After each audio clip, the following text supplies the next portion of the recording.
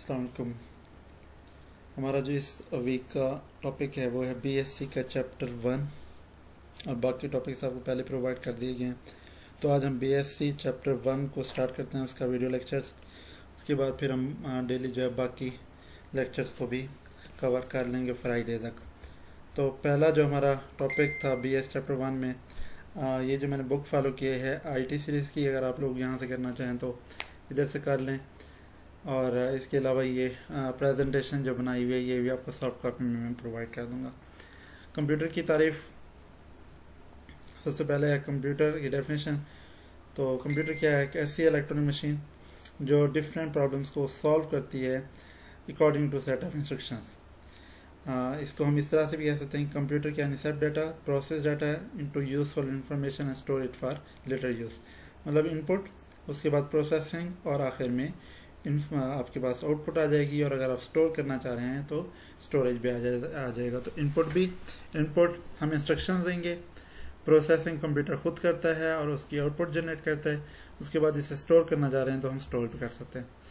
उसके बाद कंप्यूटर जो वर्ड है ये कंप्यूट से निकला है, जिसके मानी है कैलकुलेट करना। और कंप्यूटर आपको डिफरेंट शेप और साइज़ में मिल जाता है, इसको डिटेल में जाने की ज़रूरत नहीं है, आप लोगों को वैसे ही पता है। कंप्यूटर लिटरेसी की बात करें तो जिस बंदे को भी कंप्यूटर का नॉलेज होगा, जिस बंदे को अंडरस्टैंडिंग होगी कि जो कंप्यूटर का इस्तेमाल करना जानता होगा, वो कंप्यूटर लिटरेट कहलाएगा। और इस को हम नाम देंगे कंप्यूटर लिटरेसी। उसके बाद कंप्यूटर क्या क्या कैरेक्टरिस्टिक्स हैं? स्पीड, इसकी reliability, accuracy, storage, versatility, consistency और कम्युनिकेशन, ये इसकी डिफरेंट कैरेक्टरिस्टिक्स हैं जिसकी वजह से कंप्यूटर जो है बहुत ज़्यादा इस्तेमाल होता है। कंप्यूटर हार्डवेयर की बात करें, फिजिकल पार्ट कंप्यूटर के जिन्हें हम आसानी से टच कर सकें। इसमें इनपुट डिवाइसेस आ जाते हैं, आउटपुट डिवाइसेस आ जाते हैं, स्टोरेज डिवाइसेस आ जाते हैं, मेमोरी चिप्स, रैम और रोम आ जाती हैं, प्रोसेसिंग डिवाइसेस आ जाते हैं। तो ये सारे कंप्यूटर हार्डवेयर हैं जो आप फिज़िकली जितने भी पार्ट्स होंगे वो कंप्यूटर हार्डवेयर कहलाएंगे। उसके बाद नेक्स्ट अगर हम देखें, कंप्यूटर सॉफ्टवेयर की तारीफ आ जाती है। कंप्यूटर से सॉफ्टवेयर वो सेट ऑफ इंस्ट्रक्शंस जो कंप्यूटर को दी जाएँ किसी भी प्रॉब्लम को सॉल्व करने के लिए। कंप्यूटर जो है इन्हीं इंस्ट्रक्शंस की बुनियाद पर काम करेगा, इन्हीं इंस्ट्रक्शंस को फॉलो करते हुए प्रोसेसिंग करेगा। अब सॉफ्टवेयर हार्डवेयर के दरमियान क्या रिलेशनशिप होता है? दोनों एक दूसरे के बगैर वर्क नहीं कर सकते और कंप्यूटर इन दोनों के बगैर वर्क नहीं कर सकता। हार्डवेयर नहीं है तो सॉफ्टवेयर एग्जीक्यूट नहीं होगा, और इसी तरह से सॉफ्टवेयर नहीं है तो हार्डवेयर एग्जीक्यूट नहीं होगा। तो दोनों एक दूसरे के लाजिम है। उसके बाद है डाटा की अगर हम बात करें तो रॉ फैक्ट एंड फिगर्स को डाटा कहा जाता है। डाटा कंप्यूटर को दिया जाता है ताकि वो प्रोसेसिंग करे। जो हम इनपुट दे रहे हैं, जो भी इंस्ट्रक्शंस हम इनपुट देते हैं वो हमारा डाटा कहलाती हैं। उसके बाद कंप्यूटर उस पर प्रोसेसिंग करता है और उसके नतीजे में वो आउटपुट यानी कि इंफॉर्मेशन जनरेट करता है।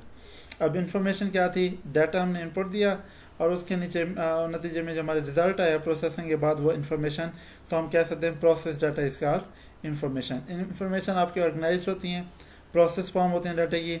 इस पूरे प्रोसेस में डाटा बतौर इनपुट यूज़ होता है और इन्फॉर्मेशन बतौर आउटपुट मिलती हैं। अब इंफॉर्मेशन प्रोसेसिंग साइकिल की बात कर लें, जिसमें हम डाटा को कन्वर्ट करते हैं इंफॉर्मेशन में। तो ये सीरीज़ जो है मुख्तलिफ स्टेप्स पर मुश्तमिल होती है। वो स्टेप्स कौन कौन से हैं?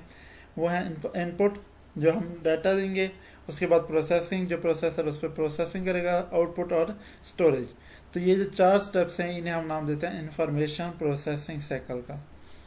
उसके बाद इंफॉर्मेशन टेक्नोलॉजी एक ऐसी टेक्नोलॉजी जिसके ज़रिए हाई स्पीड कम्युनिकेशन लिंक को इस्तेमाल करते हुए हम एक जगह से दूसरी जगह डाटा सेपरेट करें, इंफॉर्मेशन सेपरेट करें, इसे हम नाम देते हैं इंफॉर्मेशन टेक्नोलॉजी का। ऐसी टेक्नोलॉजी जिसमें हाई स्पीड कम्युनिकेशन डिवाइसेस को इस्तेमाल करते हुए डाटे को एक जगह से दूसरी जगह सेपरेट किया जाए, इसे इंफॉर्मेशन टेक्नोलॉजी कहते हैं। और इसके ज़रिए डिफरेंट कंप्यूटर्स आपस में कनेक्ट हो जाते हैं, सेंड और रिसीव इंफॉर्मेशन के लिए सेंड करते हैं और रिसीव करते हैं। उसके बाद कंपोनेंट्स की बात कर लें, 3 कंपोनेंट्स हैं इंफॉर्मेशन टेक्नोलॉजी के: कंप्यूटर, कम्युनिकेशन नेटवर्क और नो हाउ। अब कंप्यूटर्स क्या है? वो आपका वो डिवाइस हो गया जिस पे आप काम कर रहे हैं, जिस पे आपने प्रोसेसिंग करनी है, जिससे आपने इनपुट देनी है। कम्युनिकेशन नेटवर्क, ये सारे आपके जो मुख्तलिफ नेटवर्क है, मोबाइल नेटवर्क हैं, इसके अलावा PTCL नेटवर्क है जिसके ज़रिए आप अपने डाटे को एक जगह से दूसरी जगह ट्रांसफ़र कर रहे हैं, चाहे वो वाईफाई की शक्ल में, चाहे वो सेटेलाइट की शक्ल में, चाहे वो केबल के ज़रिए, तो ये आपके तमाम डिवाइसेस कम्युनिकेशन नेटवर्क में आ जाते हैं। नो हाउ में वो आपकी एबिलिटी आ जाएगी, जैसे हमने कंप्यूटर लिटरेसी में बात की थी, कंप्यूटर को चलाना भी आता हो, कंप्यूटर को इस्तेमाल करना भी आता हो, कंप्यूटर से डाटा एक जगह से दूसरी जगह भी भेजना आता हो, तो इसे हम नाम देंगे नो हाउ। अब उसके बाद हम बात करें तो कंपोनेंट्स कंप्यूटर हार्डवेयर के, ये पहले में हमने बात कर ली थी, लेकिन दोबारा से ये टॉपिक आ गया। Input devices, system unit, storage devices और कम्युनिकेशन डिवाइसेस। इनपुट डिवाइसेस तो वो तमाम डिवाइसेस जिसके ज़रिए हम इनपुट देते हैं कंप्यूटर को, जिसमें आपको कीबोर्ड, माउस, उसके अलावा स्कैनर आ जाते हैं। सिस्टम यूनिट आपका वो बॉक्स हो गया जिसमें मदरबोर्ड, सीपीयू, रैम सारा कुछ लगा होता है, उसे सिस्टम यूनिट का नाम दिया जाता है। स्टोरेज डिवाइसेस, आपके जितने भी स्टोरेज डिवाइसेस हैं, चाहे वो वोलेटाइल यानी कि प्राइमरी मेमोरी है या नॉन वोलेटाइल आपकी सेकेंडरी मेमोरी है। कम्युनिकेशन डिवाइसेस, जो डिवाइसेस हम इस्तेमाल करते हैं, जैसे मॉडेम है, वाईफाई डिवाइस है, या आप लोग केबल इस्तेमाल कर रहे हैं, ये सारे कम्युनिकेशन डिवाइसेस के अंदर आ जाते हैं। अब नेक्स्ट टॉपिक है हमारा हिस्ट्री ऑफ कंप्यूटर। बहुत अहम टॉपिक है, इसमें से एमसीक्यू लाजमी आता है। तो पहला है अबाकस। अबाकस की अगर बात करें, फर्स्ट कंप्यूटिंग डिवाइस था। ये सिर्फ एडिशन और सब्ट्रैक्शन को परफॉर्म कर सकता था। चाइनीज़ ने इसे 5000 साल पहले डेवलप किया था। छोटे से वुडन रैक पर मुश्तमिल होता था, जिसमें बीड्स को हॉरिजॉन्टल वायर में कनेक्ट कर दिया जाता था। बीड्स लगा दी जाती थी हॉरिजॉन्टल वायर में। ये पूरा एक वुडन रैक बनाता था। इसके अंदर जो है, इसके ज़रिए जो है हम एडिशन और सब्ट्रैक्शन कर सकते थे। उसके बाद नेक्स्ट हमारा नेपियर बोन आता है। नेपियर बोन स्कॉटिश साइंटिस्ट था, जॉन नेपियर, उसके नाम पे उसने अपना एक डिवाइस बनाया। 1614 में इस डिवाइस को बनाया गया। ये रॉड्स के ऊपर मुश्तमिल था और अरिथमेटिक कैलकुलेशंस को परफॉर्म करता था। और इसकी जो नेपियर बोन की, जॉन नेपियर की एक अहम इन्वेंशन थी, वो है लॉगरिथमिक टेबल। कैलकुलेशन के लिए जितनी भी लॉगरिथम आप यूज़ करते थे, उनके लिए लॉगरिथम टेबल को इस्तेमाल किया जाता था। तो ये जॉन नेपियर ने 1614 में इसको बनाया था। उसके बाद स्लाइड रूल, ये बिल्कुल जो फिज़िक्स में सेक्रीगेज इस्तेमाल होता है उसी तरह का एक डिवाइस था। इंग्लिश मैथमेटिशियन है विलियम ऑटर, उसने 1622 के अंदर ये डेवलप किया। स्लाइड रूल, इसके 3 हिस्से थे, स्लाइड रूल और स्लाइडिंग कर्सर। बिल्कुल उसी तरह से जैसे सेक्रीगेज काम करता है फिज़िक्स के अंदर, ये भी बिल्कुल ऐसे ही काम करता था। इसका जो बेसिक थीम था, ये लॉगरिथम टेबल जो पहले बनी थी नेपियर बोन ने, उसके देखते हुए ये बनाया गया था। और ये एडिशन सब्ट्रैक्शन के साथ डिवीजन और मल्टीप्लिकेशन प्रॉब्लम्स को भी सॉल्व करता था। उसके बाद पास्कलिन, ब्लेस पास्कल, बहुत बड़ा नाम, फ्रेंच मैथमेटिशियन है। 1642 में इसने एक अपनी कैलकुलेटिंग मशीन बनाई जिसका नाम पास्कलिन रखा गया। ये मशीन जो है मेटल व्हील्स पर मुश्तमिल थी और उन मेटल व्हील्स के ऊपर डिजिट से 0 to 9, और ये तमाम जो कैलकुलेशंस करती थी, आप जो व्हील्स थे 0 to 9 उनको रोटेट करके, उन व्हील्स को रोटेट करने के बाद ये तमाम कैलकुलेशन करती थी। और सिर्फ ऐड और सब्ट्रैक्ट कर सकती थी होल नंबर्स को, तमाम किस्म के होल नंबर्स को ये ऐड और सब्ट्रैक्ट कर सकती थी। तो ये पास्कलिन, ब्लेस पास्कल की इजाद थी। उसके बाद लेबनिज कैलकुलेटर की बात करते हैं। जर्मन साइंटिस्ट है, इसने अपना कैलकुलेटर बनाया 1694 में। पहला कैलकुलेटर था जो चारों ऐड, सब्ट्रैक्ट, मल्टीप्लाई और डिवाइड परफॉर्म कर सकता था। मोर रिलायबल था। पास्कल जो कैलकुलेटर था वो भी ये चारों कर सकता था, लेकिन वो रिलायबल नहीं था और उसमें मल्टीप्लाई और डिवाइड कुछ हद तक होते थे। तो ये इसे हम पहला कैलकुलेटर कहते हैं, लेबनिज के कैलकुलेटर को, जो ये चारों परफॉर्म कर सकता था और मोर रिलायबल था पास्कल के कैलकुलेटर की निस्बत।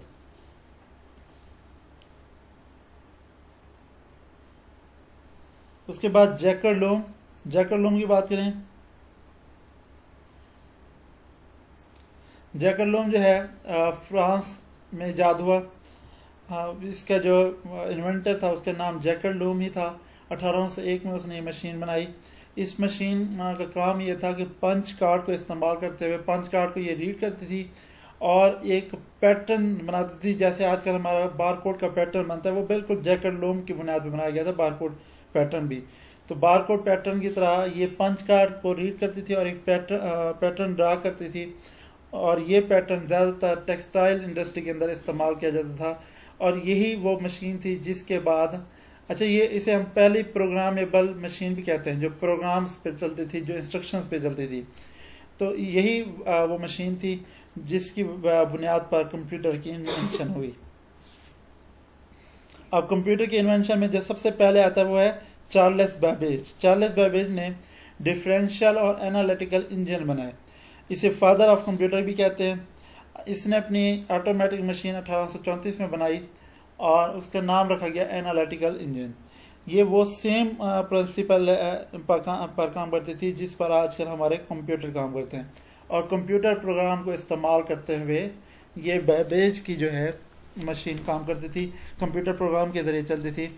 लेकिन अगर MCQ आता है कि कौन सी मशीन ऐसी थी जो सबसे पहले प्रोग्रामेबल इंस्ट्रक्शंस पे काम करती थी, तो वो लास्ट वन जो हमने पढ़ी जैकब लोम, ये सबसे पहली मशीन थी जो प्रोग्रामेबल इंस्ट्रक्शंस पर काम करती थी।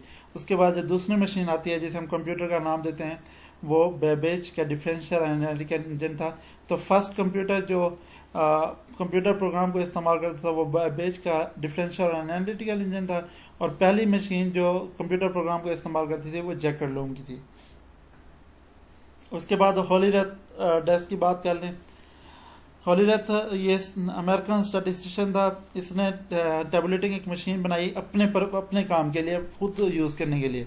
ये अमेरिकन सेंसस में काम करता था, तो उसके लिए इसने 1890 में एक मशीन बनाई जिसका काम यह था कि कार्ड रीडर को इस्तेमाल करते हुए पंच कार्ड को रीड करती थी और किसी भी चीज़ को किसी भी नंबर्स को काउंट कर सकती थी और काउंटिंग का रिज़ल्ट डिस्प्ले कर सकती थी।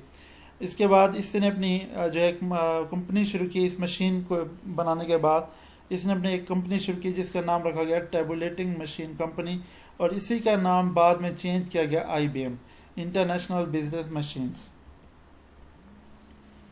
इसके बाद हम बात करें मार्क 1 की। मार्क 1 जो है ओवर्ड आइकन का था, हार्वर्ड यूनिवर्सिटी में इसको डेवलप किया गया। उस 1944 में ये IBM की मदद से बनाया गया था। फर्स्ट इलेक्ट्रोमैकेनिकल कंप्यूटर था। इलेक्ट्रोमैकेनिकल कंप्यूटर, पहला इलेक्ट्रोमैकेनिकल कंप्यूटर था, 1944 में बनाया गया था मार्क 1 के नाम से।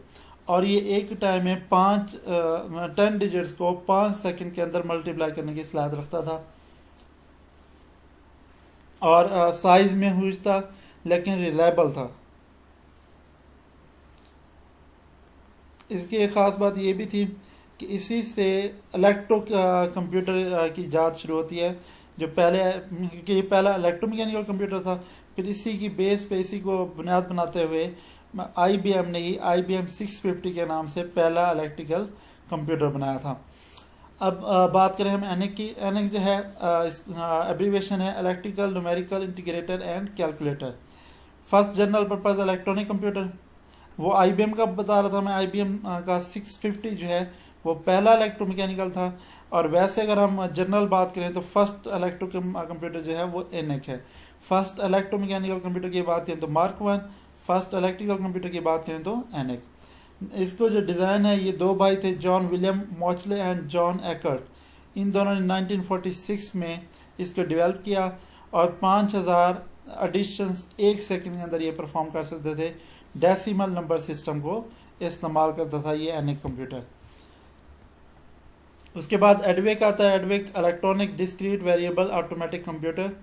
ये भी John Mauchly and John Eckert ने बनाया। इसकी सेम वही खासियत थी जो EDSEC में थी, ENIAC में थी, और इसमें सिर्फ फ़र्क ये गया कि वो डेसिमल नंबर सिस्टम को इस्तेमाल करता था, ये बाइनरी सिस्टम को इस्तेमाल करता था। उसके बाद यूनिवेक की बात करें। यूनिवेक का जो है यूनिवर्सल ऑटोमेटिक कंप्यूटर पहला सक्सेसफुल कंप्यूटर है। एकर्ट और मोचले के पहले जो दोनों थे ENIAC और एडवेक, वो इतनी सक्सेस हासिल नहीं कर सके थे, लेकिन यूनिवेक जो कंप्यूटर है 1947 में ये बना। इसका साइज़ भी कम हो गया। उसके बाद कमर्शियल यूज़ के लिए भी इसको दे दिया गया, और फर्स्ट कमर्शियल यूज़ जो है इसका वो USA ने अपनी सेंसस जो 1951 में उन्होंने सेंसस की थी उसमें इसको इस्तेमाल किया था।